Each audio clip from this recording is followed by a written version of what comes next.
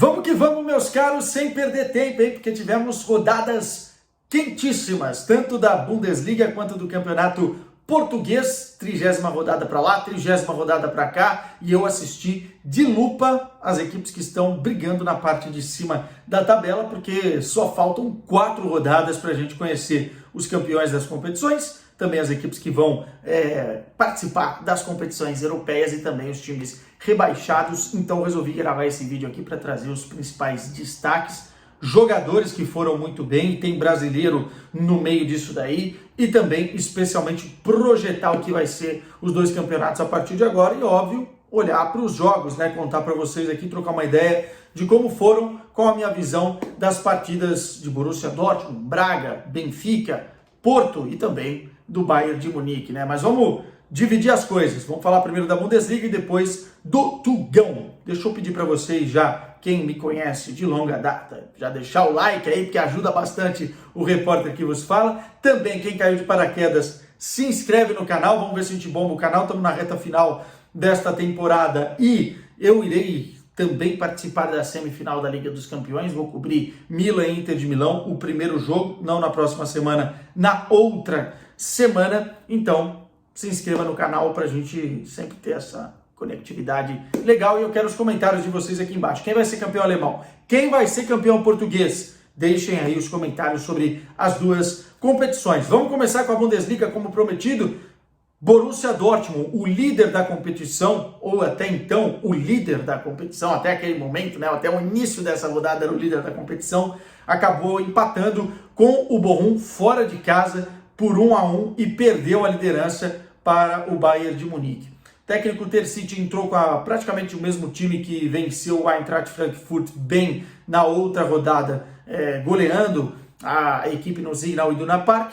Entrou com praticamente a mesma equipe, mas precisava ter um resultado melhor. Não podia ter deixado pontos contra o Bochum, que é uma equipe que está brigando para não cair nessa Bundesliga e é um time muito limitado. Bochum começou bem a partida e fez um golaço logo aos 4 minutos, se eu não estou enganado, de jogo de fora da área, o ímpeto da torcida, né? Aliás, os estádios na Alemanha são um show à parte. O Bochum fez 1-0 e o mais difícil para o Borussia Dortmund era dar uma resposta imediata, né? Não deixar esse 1-0 se estender por muito tempo. E o Borussia Dortmund conseguiu dar essa resposta. Aliás, um belo gol, lançamento, bola longa, o Malen faz um domínio projetando a bola para frente e indo para a linha de fundo, faz o cruzamento, o Haller quase faz o gol, mas o ADM completa. Aliás, boa fase do ADM. Poderia ter ido melhor nesse jogo, porque poderia ter feito mais gols, mas fez 1-1. E a partir desse momento, o Borussia Dortmund praticamente foi dono da partida. O Bochum chegou uma outra vez,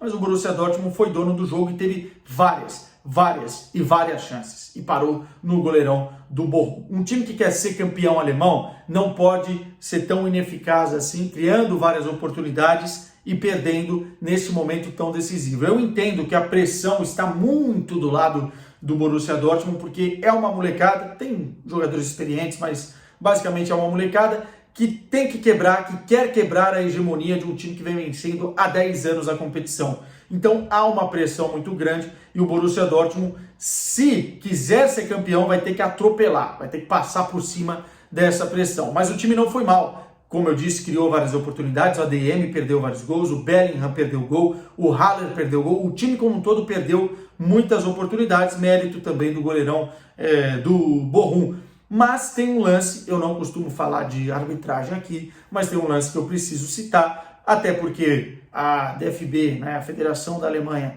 reconheceu como um erro, o juiz do jogo também pediu desculpas e reconheceu como um erro, um pênalti em cima do ADM, escandaloso, que o VAR não foi acionado, não deu, e o Borussia Dortmund poderia ter saído com a vitória 2-1 se o pênalti tivesse sido assinalado, se tivesse convertido o pênalti, mas isso a gente nunca vai saber. E no momento nesse recorte da temporada, a gente não pode ter uma falha tão grotesca assim, tendo o VAR. Então fica aqui uma crítica plausível, óbvio, que o Borussia podia ter feito 3-4-1 jogando bola e não depende só desse pênalti, mas o pênalti faz a diferença. E aí no domingo, o Bayern de Munique entrou em campo na Allianz Arena contra o lanterna da Bundesliga, sabendo que se vencesse, retomaria a condição de líder da competição. Então vocês imaginam, o Bayern de Munique, na Allianz Arena, 80 mil torcedores, né?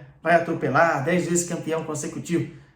Nada disso. O Bayern de Munique vive uma crise bem complexa nos seus bastidores, né? Graças à diretoria do clube, e sofreu para vencer o Hertha Berlim por 2-0. Se não fosse a genialidade de Joshua Kimmich, talvez o Bayern de Munique tivesse se complicado, né? O Tuchel ainda está tentando encontrar a equipe, entrou com um time com o Sommer, linha de 4 lá atrás, com o Mazraoui, o Pavard de zagueiro no lugar do Upamecano e o De Ligt do lado dele, e o Cancelo do outro lado, Goretzka e Kimmich, e ali 4 homens lá na frente, vamos dizer assim, né? O Coman, o Musiala, o Mané, o Gnabry, e deixando aí o Thomas Müller e também o Sané no banco de reservas, né? Então o Tuchel ainda está fazendo um monte de experimentos, e nesse jogo, especificamente falando, é interessante a gente ver que o Gnabry e o Mané se revezaram como falso 9, e as duas coisas são muito ruins, né? Não são jogadores para jogar nessa posição, e como faz falta um 9 para o lugar do Choupo-Moting, que nem deveria ser o 9 titular. Mas enfim, outro erro da sua diretoria do Bayern de Munique, que se vê aflita nesse momento. Fez muita falta um 9 no primeiro tempo. Por quê? O Hertha Berlim, lanterna da competição, fechou a bunda lá atrás, né? 9 jogadores dentro da área, 10 jogadores dentro da área, e o Bayern de Munique não estava conseguindo girar a bola com velocidade para encontrar os espaços, e não tinha um homem de referência lá na frente para fazer a parede, para travar, para puxar a marcação, para atacar o espaço. Nem o Mané, nem o Gnabry fazem isso bem. Então o primeiro tempo terminou 0-0, Thomas Tuchel fez mudanças e mudanças na segunda etapa para ver se a coisa melhorava, inclusive logo no intervalo, colocando o Sané em campo, enfim. E daí o Bayern de Munique só conseguiu furar esse bloqueio em bloco baixo da equipe do Hertha Berlim num passe magistral, né? Na verdade, um lançamento, uma cavada, um tapa do Kimmich, que jogou a bola na cabeça do Gnabry, achando com mel o cabeçaço do Gnabry, que conseguiu fazer aí 1-0. E depois, como se não bastasse esse passe, ele resolveu dar outro ainda mais difícil, uma bola que corria assim em velocidade, no meio campo ele conseguiu jogar a bola na área, um lançamento com perfeição para o Coman fazer o 2-0. O Bayern de Munique, com o Kimmich e a sua genialidade, conseguiu fazer o que precisava fazer e conseguiu tomar a liderança do Borussia Dortmund, né? Então vamos dar uma olhada na tabela de classificação, porque quando a gente olha para a Bundesliga nesse momento, a gente vê uma briga muito acirrada e duas possibilidades. Tanto o Bayern quanto o Borussia, as duas equipes podem ser campeões, bater campeões da Bundesliga, né? O Bayern tem 62 pontos, o Borussia Dortmund tem 61 pontos. E aí, a briga tá legal também, se a gente observar, para a vaga na Champions, né? Para mim, 3 equipes brigando. O Leverkusen, depois do empate contra o Union Berlin, acho que já não tem mais tantas condições assim. Matematicamente ainda tem, mas enfim. Union Berlin, o Freiburg e o RB Leipzig. Ou seja, ou Union Berlin ou Freiburg, ou as duas equipes, estarão na próxima Champions. O que é muito legal, porque é muito raiz. E em breve eu vou fazer um vídeo aqui sobre o Union Berlin, que é o time mais carismático, que mais me encanta na Alemanha, né? Então temos briga pelo título e temos briga também por vaga na Liga dos Campeões da Europa. E aí, só projetando os próximos confrontos, porque eu acho que a tabela tá mais fácil para o Borussia Dortmund, que joga 3 jogos em casa dos 4 que ainda tem que fazer. O Bayern de Munique joga 2 em casa e 2 fora. Mas projetando aqui, a gente vai ter o Borussia Dortmund enfrentando o Wolfsburg na próxima rodada, e o Bayern de Munique vai pegar o Werder Bremen fora de casa. Pelo momento do Bayern de Munique e pela situação do Borussia Dortmund, a briga está totalmente aberta, tá? Porque o Bayern de Munique é capaz de perder pontos em todos os jogos que tem pela frente. Óbvio, tem uns mais fáceis do que outros.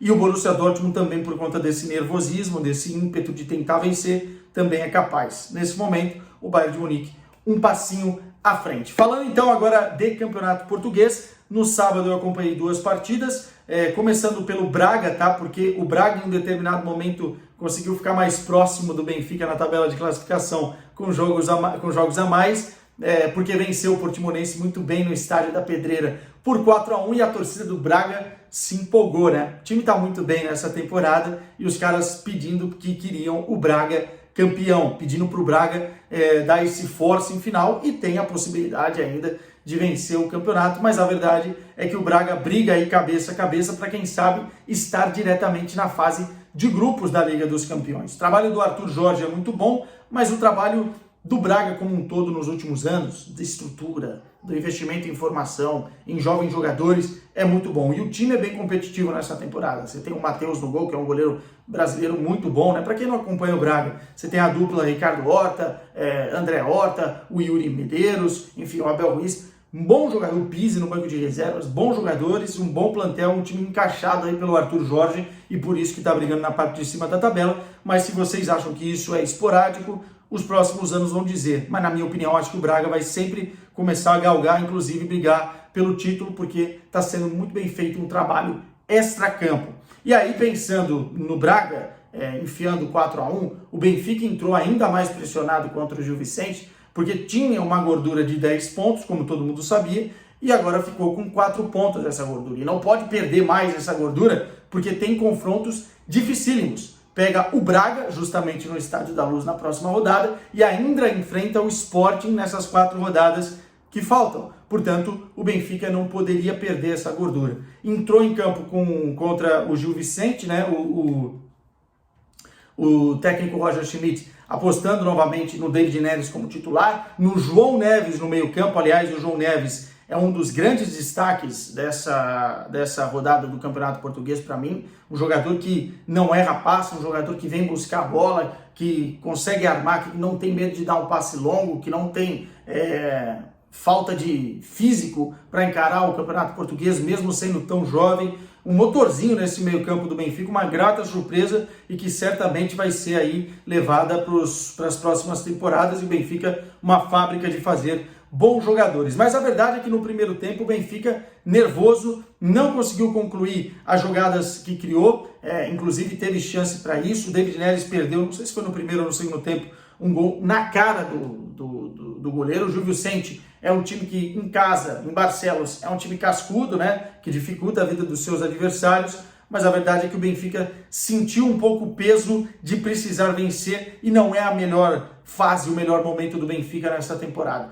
O técnico Roger Schmidt mexeu no time na segunda etapa, tirou o David Neres, passou o Osner mais para a ponta direita, fez ali umas modificações, tanto táticas quanto também de jogadores, e a coisa deu certo. O Benfica conseguiu fazer 1-0 na cabeçada do Chiquinho, que entrou na segunda etapa, e depois de pênalti com o Grimaldo, o 2-0, e consegue aí se consolidar novamente na liderança do Campeonato Português. Mas, convenhamos, esse não era o jogo mais difícil para o Benfica, tendo em vista que ainda enfrenta o Braga e também o Sporting. E aí, nesse domingo, tínhamos o derby aqui da cidade do Porto, e o Porto, vem do Braga vencer e vem do Benfica vencer, entrou pressionado no Estádio do Dragão, mesmo no Estádio do Dragão, para vencer o derby contra o Boa Vista.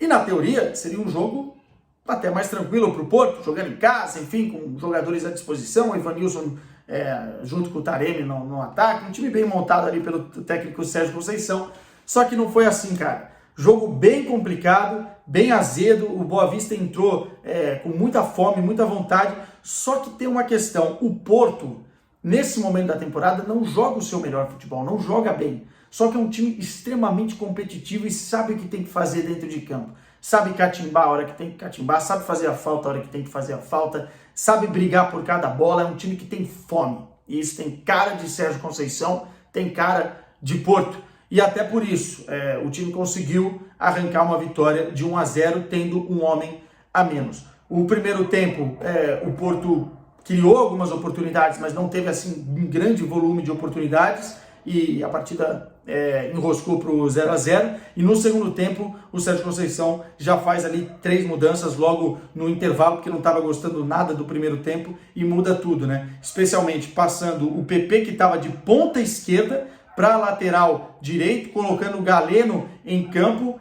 enfim, mexeu ali de uma forma, o Tony Martínez entrando, o Sérgio Conceição mexeu em tudo e o Porto conseguiu achar o seu primeiro gol numa grande penalidade com o Taremi, e logo na sequência o Boa Vista tem a chance de fazer o gol e o Marcano, como eu disse, nesse momento é preciso ser inteligente também, ser experiente, fez a falta, tomou o cartão vermelho por ser o último homem, e o Boa Vista não acabou convertendo a falta, e o time ficou com um a menos até o final da partida, né? E aí, vale o que eu estou falando, a experiência e também a qualidade de alguns jogadores. O PP foi o melhor em campo, de lateral direito, foi um jogador extra classe, é um jogador assim, né? É um jogador que a gente vai ver por muitos anos aí em alto nível no futebol europeu, e quem sabe não possa vestir também a camisa da seleção brasileira na lateral direita, que é o que a gente tanto precisa. E também o Diogo Costa, o goleirão, fez ali defesas importantíssimas nas chegadas do Boa Vista, com um homem a mais, conseguiu criar algumas oportunidades, mas o Porto conseguiu saber sofrer e conseguiu o resultado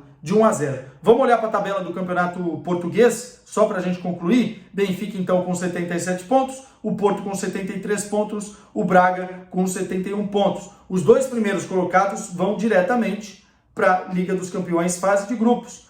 O terceiro colocado vai para aquela pré-eliminatória e depois passar os playoffs. Ou seja, para o Braga ainda é muito importante e sonha com essa vaga na fase de grupos mais do que o título. E os próximos jogos, se a gente pegar no recorte, teremos aí o Porto enfrentando o Arouca fora de casa. Esse talvez seja o jogo mais tricky, mais difícil para o Porto, porque jogar em Arouca é sempre complicado.